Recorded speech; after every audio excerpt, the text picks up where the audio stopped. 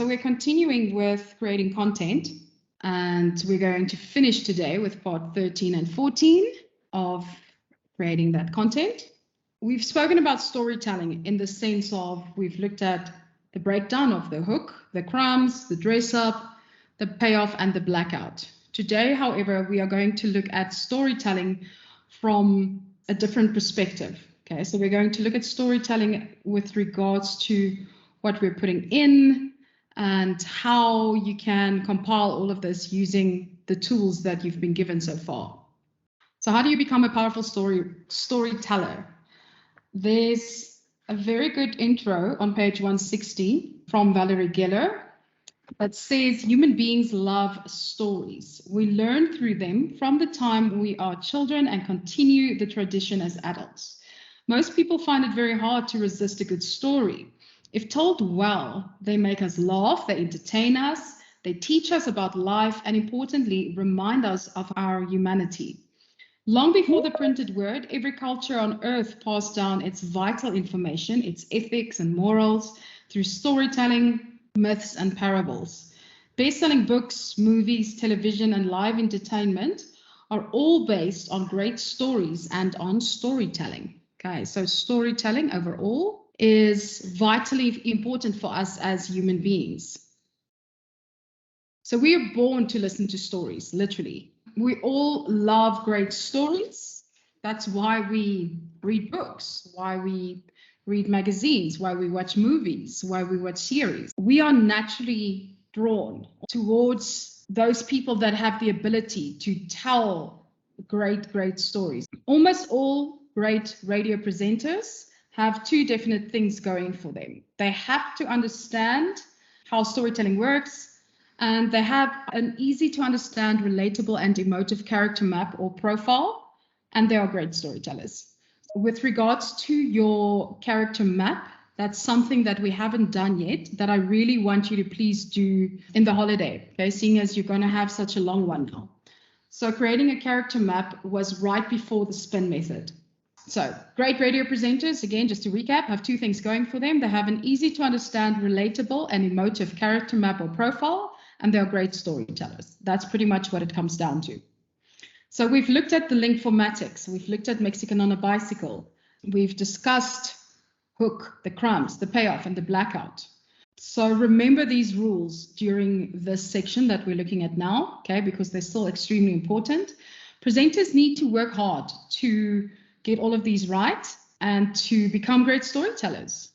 So there are a series of principles from the perspective of writing and performing stories for radio.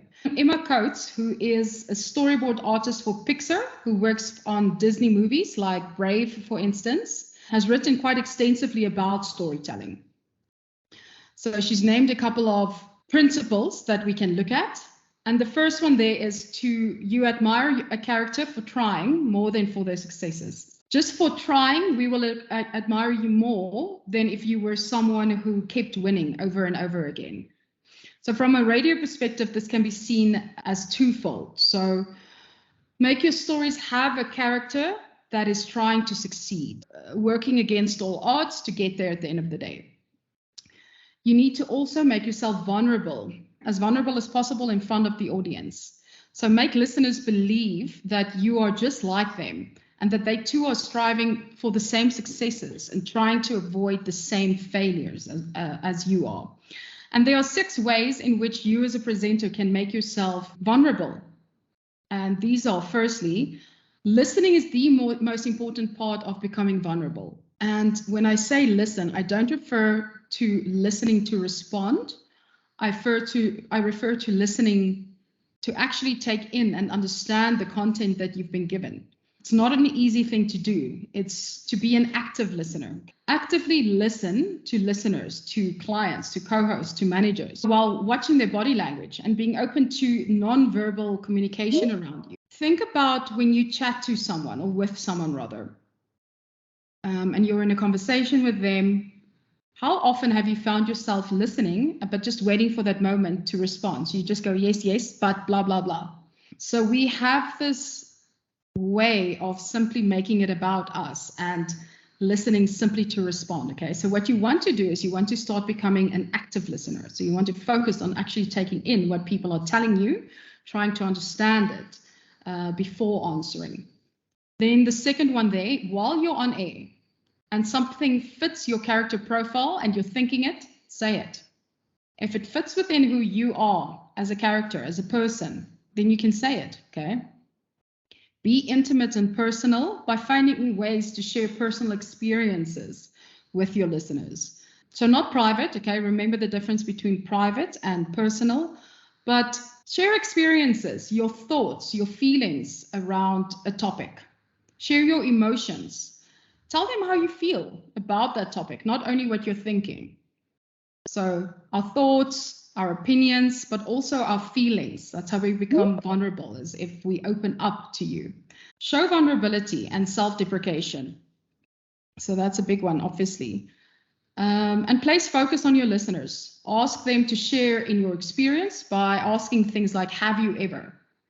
Remember those tips on how to keep people listening to you, or how to get their buy-in. It's by saying things like, have you ever done this, or picture this, or when was the last time that?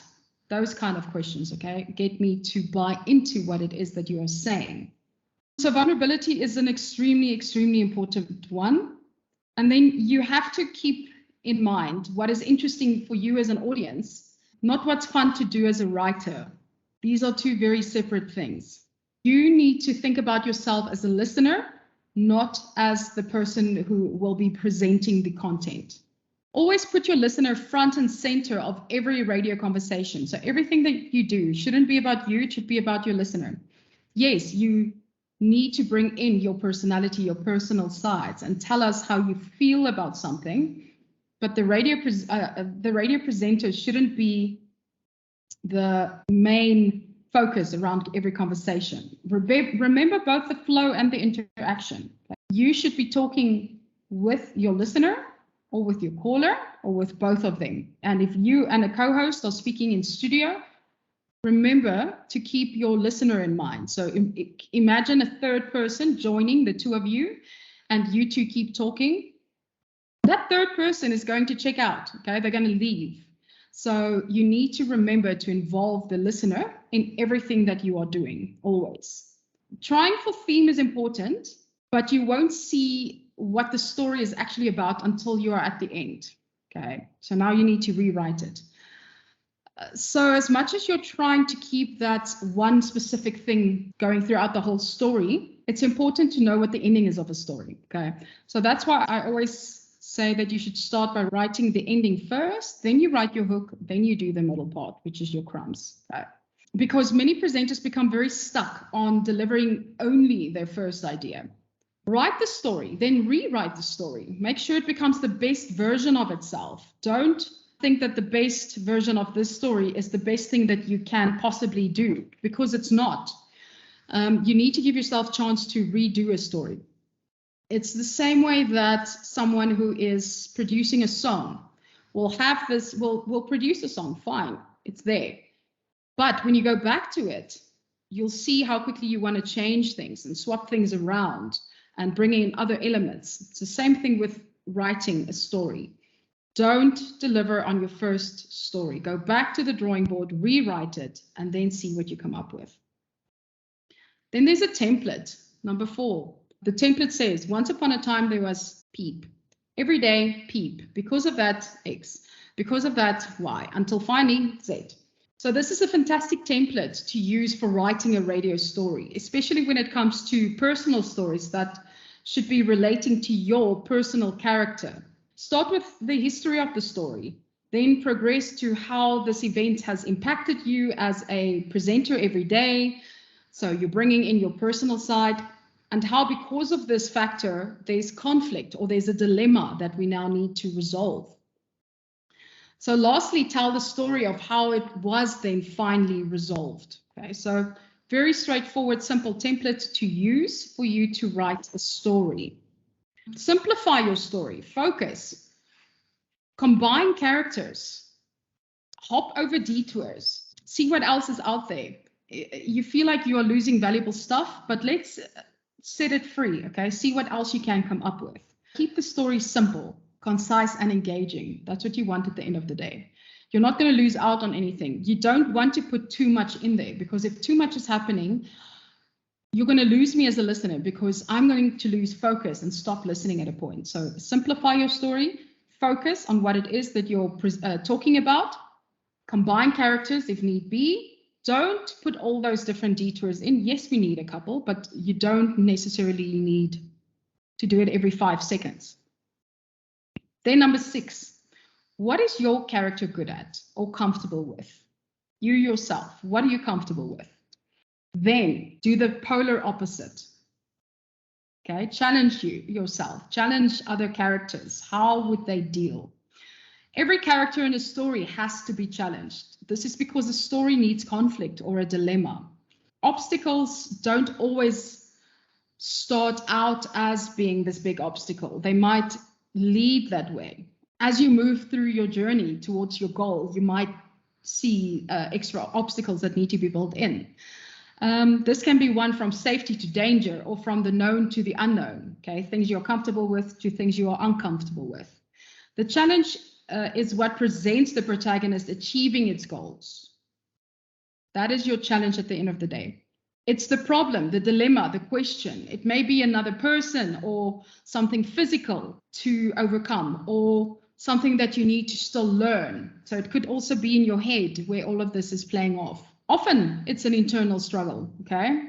Conflict is what makes a story worth telling. It gives a drama and it makes the comedy work.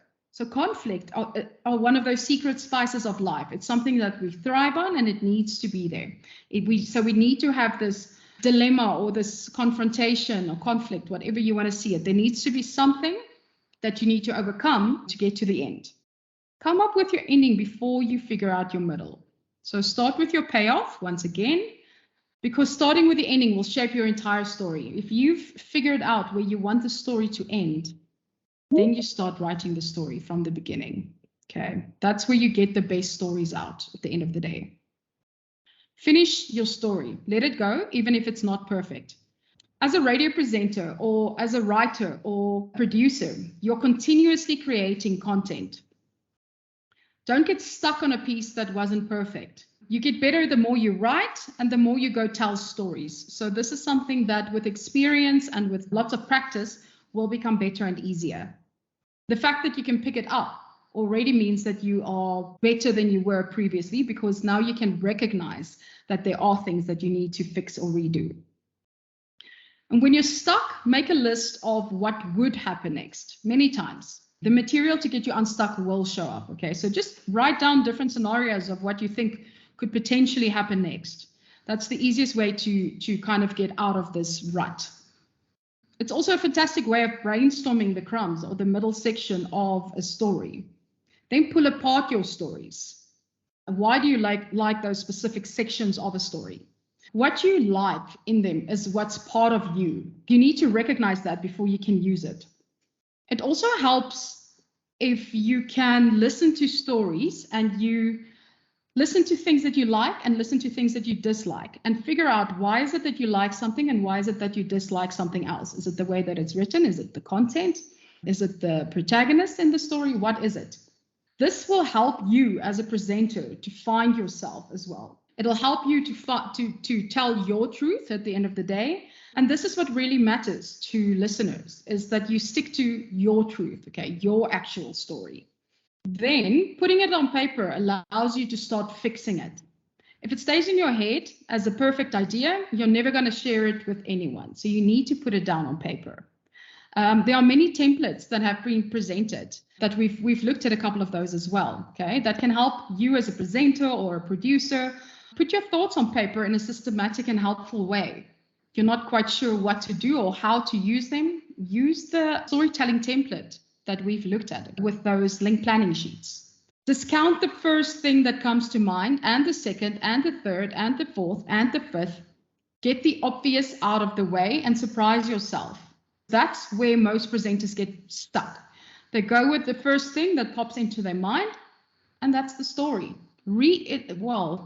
The whole idea of you not getting stuck here is what reiterates that great stories come from you working hard, you doing things over and over and over until you have your best result at the end of the day. If you're someone that'll take the first story that pops into your mind, that's laziness. That's all that is sheer laziness. So focus on pushing yourself, trying to see what you can get out of yourself at the end of the day. Think of your character's opinions. Passive or malleable might seem likable as you're writing, but it's poison to your audience because, once again, you thrive on that conflict. So make sure that you don't write all your characters in such a way that they are simply passive characters, because passive characters are always in the background. They're not the ones in the front, the ones that we really want. Strong opposition opinions are gold on radio. You should use these in storytelling wherever you can. Also, think about those presenters that aren't really liked, but they do extremely well because of the fact that they have these strong, outspoken opinions. They're not afraid to raise their opinions. Okay, so strong opposing opinions are gold on radio. Don't stick to passiveness. Why must you tell this story? What is it about this story for you? What is the belief burning within you that your story feeds off of? That's the heart of the story. You need to be able to answer this question. If the presenter or the storyteller has no emotional connection to a story, neither will your listener. So think about those stories that you are doing for me as well for your assignment. If you don't have an emotional connection to the story, I'm not going to either. That's why I keep asking you to bring it back to yourself. How do you come into the story? Make sure that it's told in such a way that it brings out that emotional connection, that I can feel an emotional connection with you also through your story. If you were a character in this situation, how would you feel? Honesty lends credibility to unbelievable situations. So bring in your honesty, okay? Make me want to care about your story, to feel something. People are overloaded with too much information every single day. If you evoke emotions, we'll pay attention to you and remember the message that you want to convey for us for longer. Make me feel something. We don't remember necessarily the specific brand of an advertising that we're listening to, but we remember the content within that, the stuff that made us feel something. That's what we remember. Then, what are the stakes? Give us reason to root for your character. We want to, but we can't if there's nothing in it, or if there's no backfall, something that can happen. What happens if they don't succeed? Stack the odds against them, against your characters. This is also true for your own character as a presenter, okay? If presenters can get listeners on their side and rooting for them, they are creating these emotional bonds that cause me as a listener to always go back for more and to always tune in. I want to be involved in your life, okay? As in me as the listener, I want to get to know you as the presenter, your life. No personal conflict, no story. So remember to bring in those personal stories, bring in those characters, bring in the conflict, bring in the obstacles. Tell me what will happen if they don't succeed. What is it that they stand to lose, in essence? You have to get to know yourself. The difference between you doing your best and simply fussing. Story is testing, not refining. So you need to understand who you are as a person once again, and your character. Who is your character? How have you over-exaggerated who you are versus your character? And you need to know exactly what you stand for. What are your values, your morals on the different situations? No work is ever wasted. If it's working, let it go. And, well, if it's not working, rather, let it go and move on. It will come back around to be useful later. So we reuse everything. Anything that happens, we'll bring back somewhere. Okay, so don't think that just because you came up with something means you can't use it again at some point, because you can. Always keep every single story that you come up with, always, okay? All content you need to keep and store, and store it where you won't lose it. because I want you to go back to those stories every few months and have a look at what you wrote down and perhaps brainstorm them and see how you might be able to use them now. Perhaps you've learned a few things since the last time you did this. Coincidences that get the characters into trouble are great, but coincidences that get them out of trouble are cheating. Okay, you're cheating yourself and your story there. Don't be lazy when it comes to creating stories. So don't miraculously make these people get out of their obstacles through a coincidence. Write in a coincidence to get someone into trouble, fine. So then also exercise. Take the building blocks of a movie that you dislike. So think about movies you really don't like, pull them apart and have a look at them. How did you rearrange them into something that you do actually like? You as a presenter should do extra work on your craft. Similar to someone like a sportsman, okay? Only playing the games on the field and never practicing. If you never practice, how are you ever going to get good at it? Okay, if you only play once a week, you aren't. Or you might a little bit over time, but not as someone who will be an expert in their craft. So sportsmen know the importance of training and practicing. You as a radio person should learn to do the same thing, to put in those type of hours. So put in whatever you think will make for a great link or a show, okay? Find out what it is overall that you like, what you dislike on links, on podcasts. Break all of them down and rearrange them all in such a way that you actually like the content now. You like the story, where it's going. You got to identify with your situation or your characters, okay? You can't just write cool.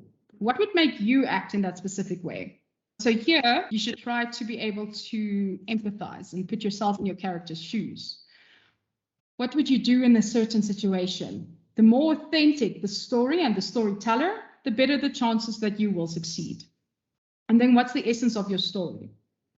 The most economical telling of it. That's like your story summary that you need to do for me within your assignment. Okay, what is the essence of your story? What is the most economical summary of it? If you know that, you can build from there. Every great radio story is usually very clear and concise. Okay, listeners should be able to repeat the story and the ideas in the story almost word for word, because that's how easy it is to break down. Storytelling is one of the key points in the proven creating powerful radio or creating powerful communicators process. So you need to focus, you need to engage, okay, create engaging content. You need to pose your opinion or your position, and you need to incorporate storytelling. Storytelling is then used to entice the listener. It's something that we've been taught since childhood. We know that.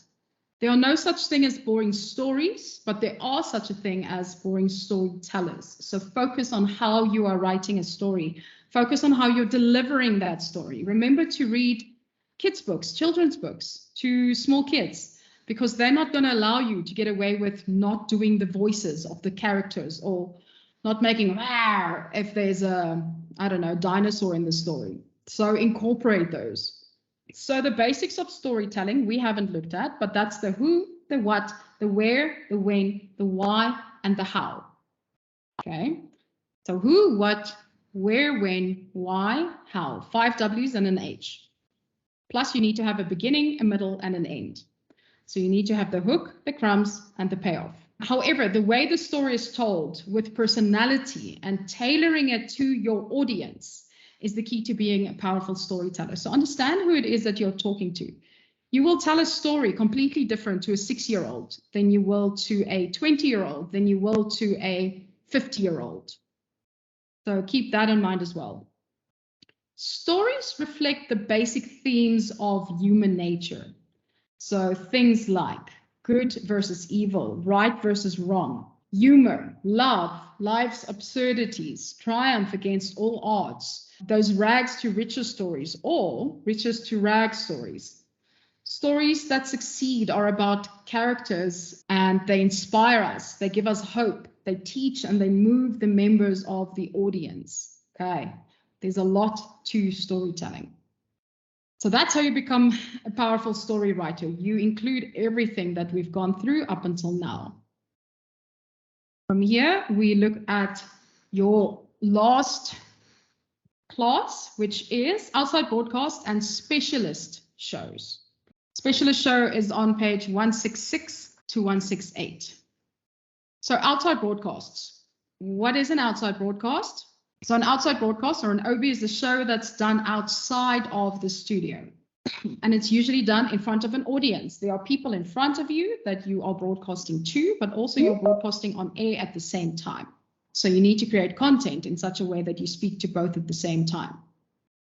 With today's technology, these broadcasts can be done almost anywhere in the world, relatively easy and at very little cost, because that's how far we've come. If we go back to Lane once again, it's very important for presenters and for producers to remember the outside broadcast is for your listeners and for your audience members that are at the OB, as well as the audience that is not at the OB. So the people that can be there, but also the people that can't be there, that are listening in their cars to you as they normally would. Okay, so never forget that you still have both sides of the audiences, or rather now you have both sides of the audiences. So if you execute for only your audience who is at the OB and you forget about the ones at home, you risk isolating and losing those, and vice versa. So you have to keep in mind both of them. And there are a couple of points of things that you can remember to do to keep the attention of both sides of the audiences. And the first is to do your normal show, do your regular show, but better. So you're going to retain all of your normal features, okay, and all your benchmarks. Why? Because that's appointment listening. People are tuning in to hear a specific thing happen at a specific time. So you can't take it away. So you keep those.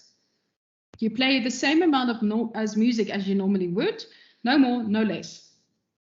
Do your usual interactive contests, but play them on location with the people who are standing there in front of you.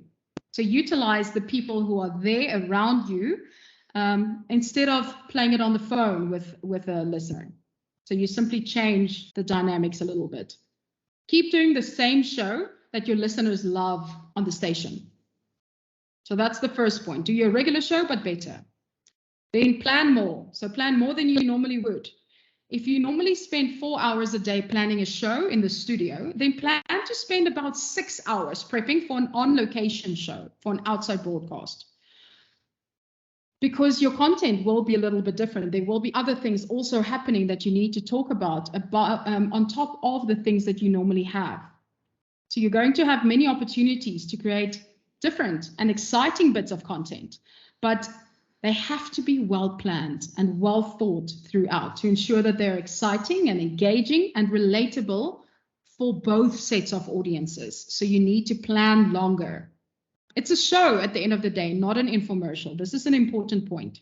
Most of the outside broadcasts that we do will have been paid for by someone, by a commercial partner. Okay? But then make sure that the commercial sales team defines exactly what message needs to be included in the broadcast. That the whole broadcast is not now changed and only revolves around this one client, because you will still be having other advertising segments on there, and it should still be about the programming at the end of the day, not simply about the client. Okay, they didn't buy 3 hours worth of airtime. They bought an outside broadcast, which means you include additional content from them. You might put them on air and do an interview with them, and you will speak about their content more often, yes, but not the whole show. Okay. So add 1 or 2 special surprises and delights for your client, but don't make the outside broadcast all about them, because me as a listener, I'll tune out very quickly. Okay. If there's nothing in it for me. Then record and edit all of your interviews. To avoid guests using up your airtime and causing the audiences to lose your interest, record and edit interviews beforehand. So record that CEO prior to you going on air. So do a pre-recorded interview with them that you can cut and edit and then simply play out on air. So it gives you more control of your show, and also then you can control the time of that interview way more than you would have been able to otherwise, okay? And all you do is you mix it remotely at the location, and then you add it to your playlist and you play it out. You can even do this at the outside broadcast. So you can record the client at the outside broadcast, off air, obviously, edit it quickly, put it on air, because you won't need to change that much. It's not going to be such a long interview. Get an audience. Make sure that the outside broadcast is set up at a place that has a high footfall or high visibility and that it can attract an audience. This is quite important for you to be able to get visibility there. And if your show is early in the morning, try and lure the people there with free stuff, free breakfast, free prizes, free CDs, whatever. Hearing your audience's laughter adds a dimension to your show for your listeners. So we always used to do dance-offs and incorporate interesting elements and things that they need to do for prizes, because that background noise makes you as a listener wish that you could have been there, okay? Because you get an idea of the vibe, of the atmosphere of what is going on at this outside broadcast. So make sure to get an audience. If you don't have one, go lure one there with, like I said, prizes. Multiple microphones are a must. Don't share microphones with your characters, aka your co-host or your guests, okay? It changes the chemistry and it really does impact the delivery of you as a presenter. And also this back and forth thing, it's not the same as if you're simply standing with a microphone and talking. So it also has those breaks almost in between them. So always make sure there are multiple microphones, enough for all of you to be able to use, not just for you. Your co-host must also have their own one, and there needs to be an additional one for a guest. Also, you might speak a lot louder than your co-host does. Then the levels will also be all over the place. Then you need to bring your audio to the show.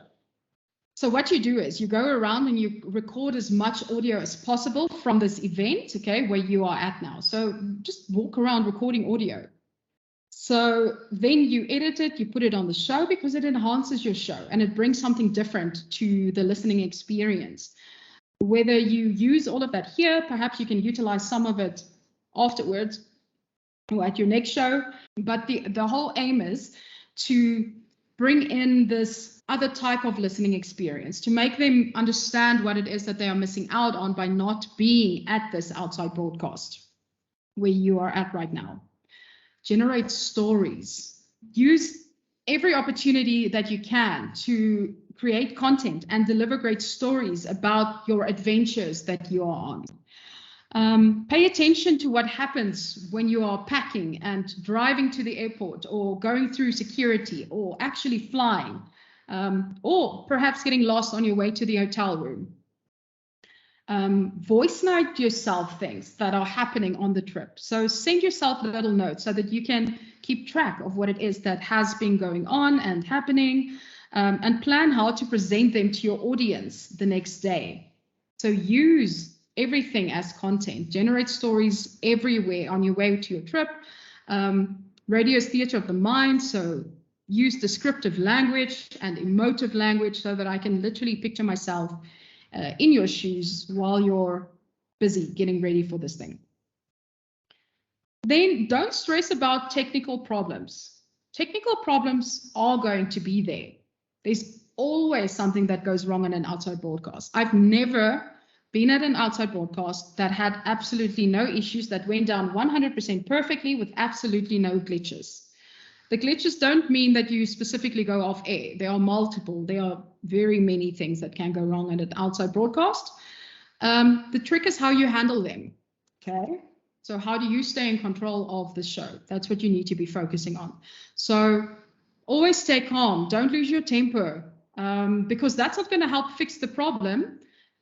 In fact, it's going to make people want to help you less, and it's going to affect the atmosphere of your show, especially if your listener can pick up that something is going wrong and they are not there, so they're not quite sure what is going on. They can only experience it from how they perceive you to be sounding. Last one there, last but not least, when doing an outside broadcast, please have fun. If you're having fun, your listener will have fun. And outside broadcasts are fun, okay? It's simply one of those things. Just relax and have fun. If you've prepped well enough, you will be in control no matter what, and you will understand the layout of your show well enough to run through everything. So outside broadcast, just those 10 points again. If you follow the following team rules, okay, with your commentary, it'll help ensure that both you and your audience will have a good experience and are catered for. So firstly, you do your normal show, but you do it better because there's more going on. You plan more. You spend more time preparing for your show so that you can work in all these other elements, keeping in mind that you will have two sets of audiences, one that are live in front of you and one that will be listening wherever else they are. Then remember, it's your show, not a commercial or an infomercial. So don't hand over your whole show to the client. Speak to the sales team, find out what they expect, and that's what you do, okay? You can add, like I said, 1 or 2 extra moments to it, just to, as like added value or whatever, or to simply impress your client, but don't make everything revolve around them because you'll have no listeners left. Then record and edit all interviews. If you need to, record it at the event, edit it there, have it uploaded. Get an audience. So make sure that there are people at your outside broadcast. If they aren't, go find them, go source them, bring them to where you are standing and make sure that they stay there for a bit because it adds that other dimension. And then multiple microphones. Everyone needs their own microphone. Okay, mics are really not that expensive.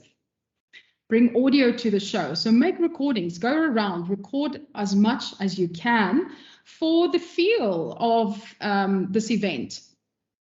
Bring something to your listeners' listening experience.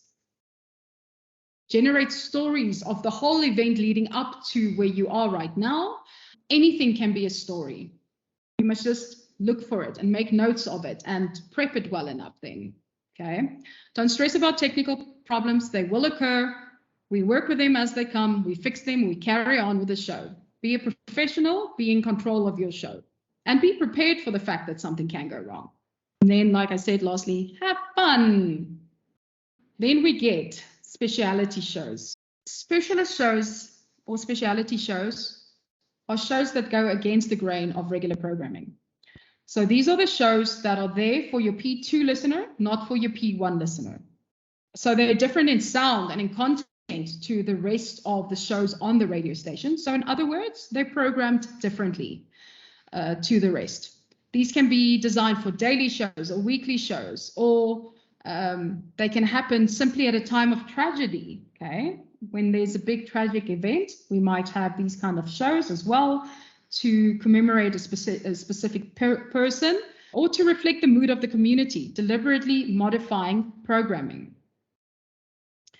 This specific weekly or daily show will cater for a little bit of a different audience than your core target market of your radio station, okay, like I've said, and to attract that different audience who wouldn't normally be listening to the station.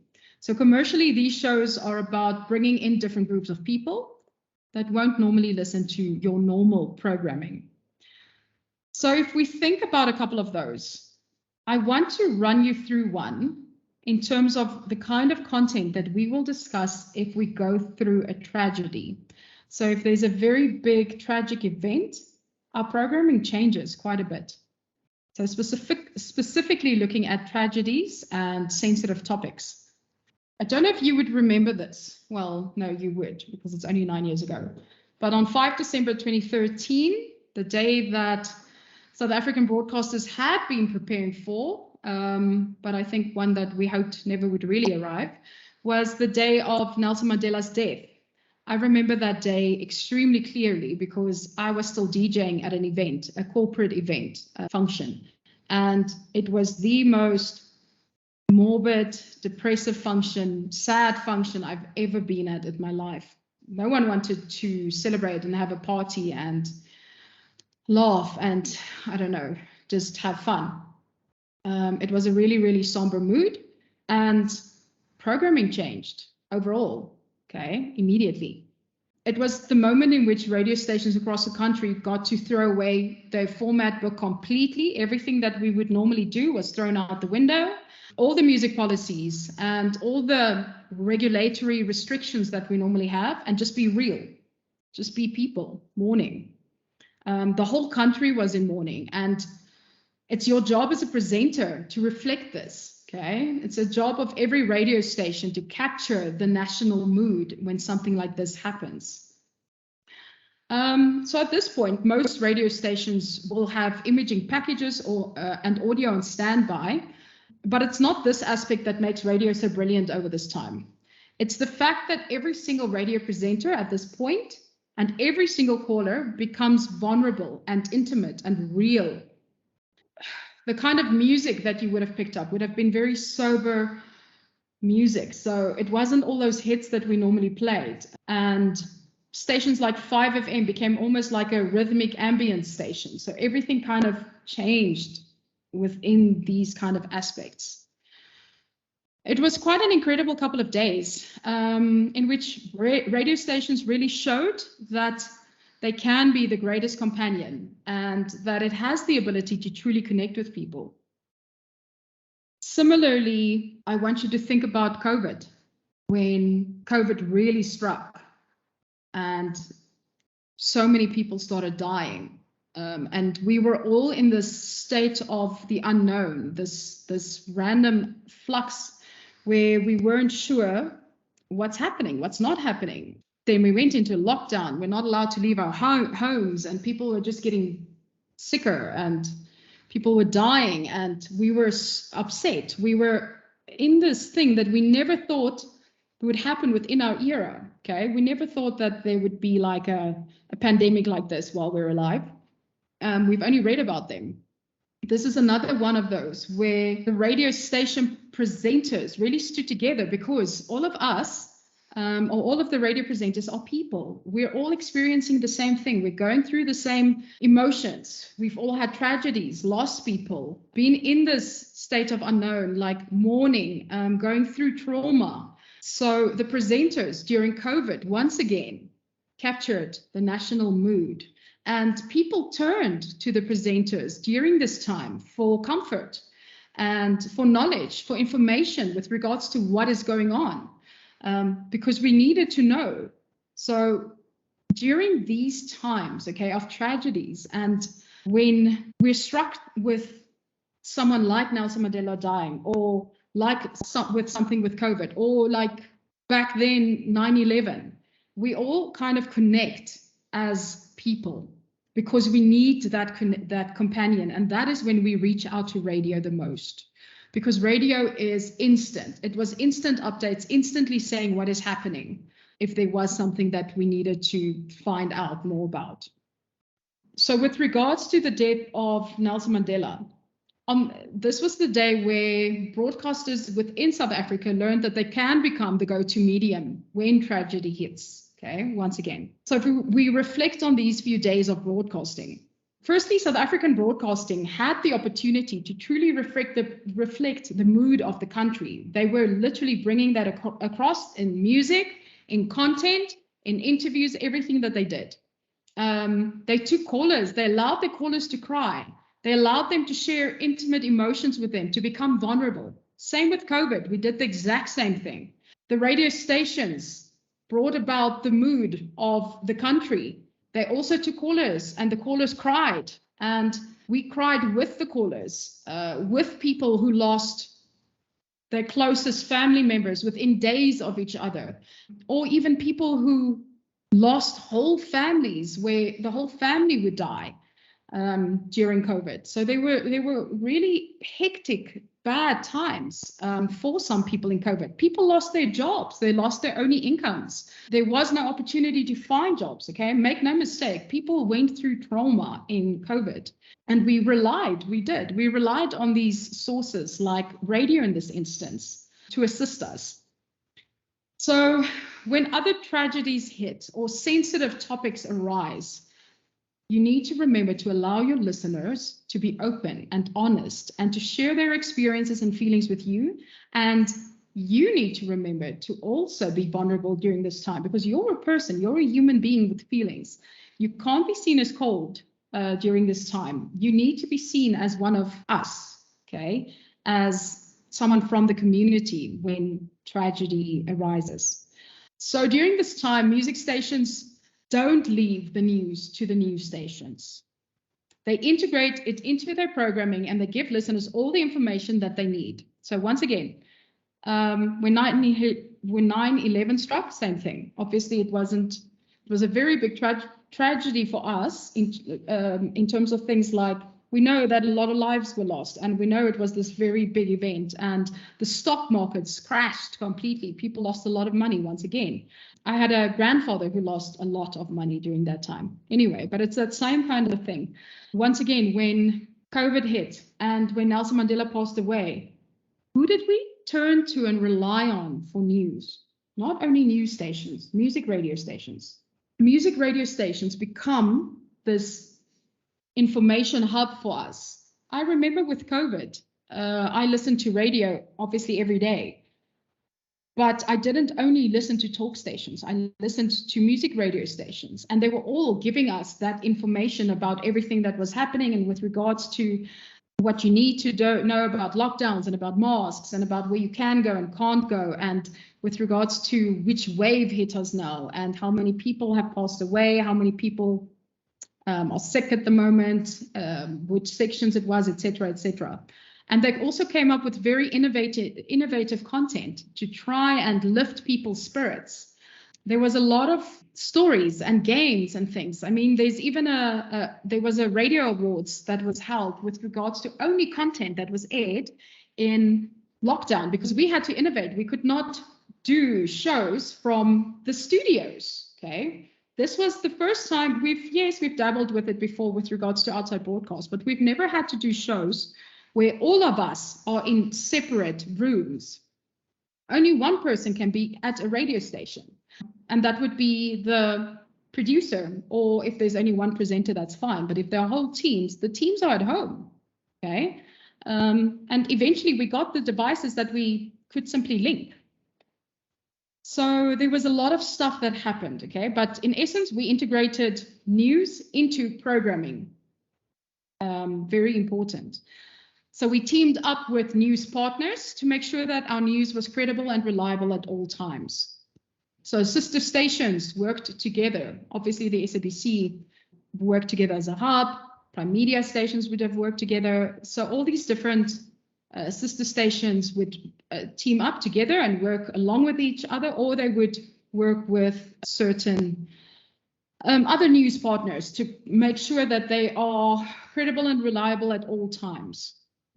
In all of these different events of things that have struck us, that have been tragedies, stations very quickly reacted and took charge of the different situations. Many stations took it upon themselves to organize vigils outside Nelson Mandela's family home in Houghton when that occurred, and others gave away candles and letters to the listeners in which personal stories were written to the Mandela family. With regards to COVID, radio stations sprang in to help with raising funds for people who couldn't work anymore, or for people who didn't have food. So they would raise food parcels on a weekly basis. And the whole thing is that as a station, you need to get involved in your community at this time. This is where you really have to do as much as you can, okay? And take note of this approach, because it's really, you are like a very close family member when something like this happens. Music stations played music that best summed up the moods, always. Because as a music radio station, you're in the perfect position to bring listeners together through the power of music, okay? In such times, one should throw out the usual playlist and reflect the mood through song. Remember how powerful music is. Music is extremely powerful. You need to focus on that and use that throughout these types of times. And presenters were real, and they were vulnerable themselves, but made it about the listeners, not themselves. Once again, same thing with COVID. So we would speak about what we would be going through and be honest if we've lost loved ones, but we didn't make it about us. We made it about the listeners who phoned in and who shared their tragedy stories, and who, whatever it was, we mourned with them and we spoke with them, and we made sure that they felt listened to and appreciated during these times. So the nation turned to radio for information about the events after Mandela's passing and to be a shoulder to cry on. Same thing with regards to COVID. Nation turned towards the radio stations to find out information on COVID for months on end. And again, as a shoulder to cry on. okay? Everything was focused on the listeners, not on the presenters. It's crucial in these times to be there for your listener emotionally, and to reflect their experiences so that we can see, once again, that you are also a human being with feelings. So this is, again, the same for every single sensitive topic. You as a presenter and as a radio station will need to allow your communities to reflect how they feel, and you should be portraying what is going on within that community. So again, presenters should not make these moments about them, but about your audience. I want you to go and have a look at this link, okay? The P1 Media Group, they are the ones who brought together this radio awards, the Coronavirus Radio Ideas Awards in essence. And they made winners of people who had the best content during this time, okay? So we still try to innovate. That's the one good thing that radio can do. We're amazing with innovation, coming up with new ideas and thinking on the spot and redoing things in an instant when we've been doing it the same way for years. So have a look at this and go and have a look at all the different stations and what it is that they did within their communities, okay, to help assist. So once again, staying connected during difficult times, extremely important. This is where you have to keep that connection going with your listener. So don't just report on events happening, but you need to feel them because your audience will be feeling them. Make recordings on the streets of locals, okay? Ask them what they saw, what they heard, how are they feeling at the moment. Tragedies allow presenters and shows to step out of your content comfort zone and to discuss what else can be done to add layers to the content. What more can we do? If the show is aimed at parents, ask how parents can explain the events to their children. Assist them with how they can perhaps explain it to their children by getting a child psychologist in, etc., that kind of stuff. Open up debates and ask those hard questions. Ask the questions that need to be asked, because as a listener, you will want those questions answered because you're asking yourself those same questions. Okay. Find a personal way to deal with tragedies that have multiple casualties. Once again, think about COVID. How did you deal with it? Did you have a lot of trauma? Didn't you? Did it affect you personally or not? How did you deal with that? Especially if you knew multiple people who might have passed away. Radio stations must do everything they can to help their communities. And I have to say, during COVID, we really did see that. We did see the stations standing up and assisting as fast and as wide as possible. You need to remember to allow your listeners to share their feelings on air, but also on your social media accounts. So this is a time for coming together as communities and standing together and assisting each other to stand up. This is specifically with regards to tragedy, when tragedy strikes, how we handle those type of situations. So as you can see, we have specific, I can't say formats, but we do have certain things that we will do when these big situations occur, and we do throughout the rule book and the formats that we normally use. And we do try and focus on our listener and our listener's needs within this time to see how best we can assist, and how best our content and the music that we play can assist. Okay, well, good luck with finishing up your assignments. Your summatives, you can start handing in as of Monday.